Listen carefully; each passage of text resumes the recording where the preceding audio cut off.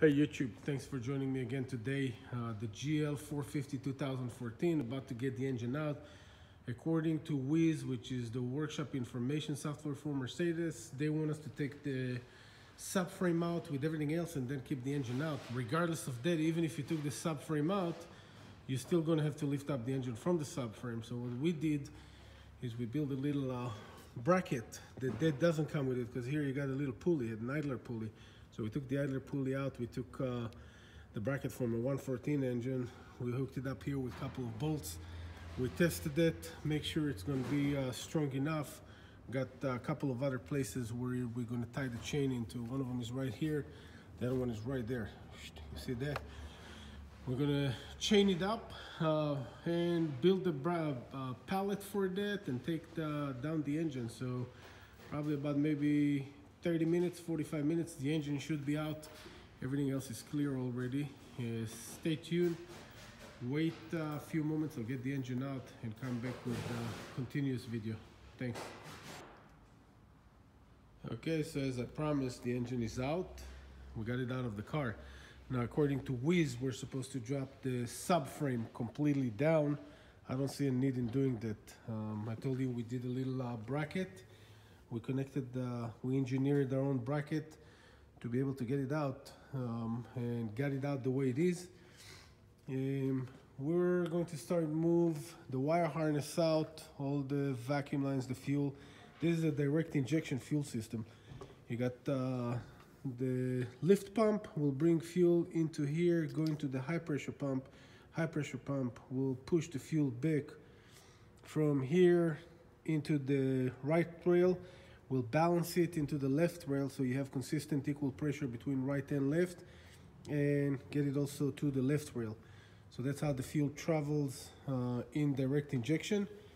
Direct injection means that instead of going through the intake manifold, because usually you'll have the injectors sitting on the intake manifold and misting, spraying the fuel right where the valves are, and whenever you have whenever the valve create vacuum and start to suck the fuel in, the fuel will go into the combustion chamber and will fill up inside the combustion chamber. That's the four-stroke of the engine. You have piston number one will be at the top dead center, then valves will open, fuel will go inside, then the valve closed, then the piston goes up and compress everything. Then there is a spark. Computer of course controls the position of the sparks, which piston gonna get the spark. But anyway, this is a direct injection. It goes straight into the piston. Maybe this is the reason, if you watch my previous videos, on my previous video I told you that there is a misfire on cylinder number 7, which is this piston right here. The reason the car got only 54,000 miles and already a possibility of misfire or low compression on piston number 7 is because not only it's a direct injection, which put much more stress on the combustion chamber, it's also turbo. So you got the air that will push constantly through the intake manifold into the combustion chamber, and you got direct injection. It puts a lot of stress on the engine. Not as much as the engine can take. Of course, the engine can take it, but it's more than a normally aspired engine, which works on 1 atmosphere. That's the 278 engine. We got it out tomorrow. We're going to start and open the engine and get the head out. I'm really hoping that I'm going to see it's going to be clear visual reason why the engine is misfiring and why it lost compression on piston number 7. And not going to give me more questions than answers, but I'm quite confident we're going to find exactly what the problem is. But here it is, the engine is out. 278 engine, bi-turbo. By the way, if you were curious about the turbos, these are the turbos right here. You see this little one? And just to give you kind of like a little explanation of how a turbo works, you got the exhaust gas,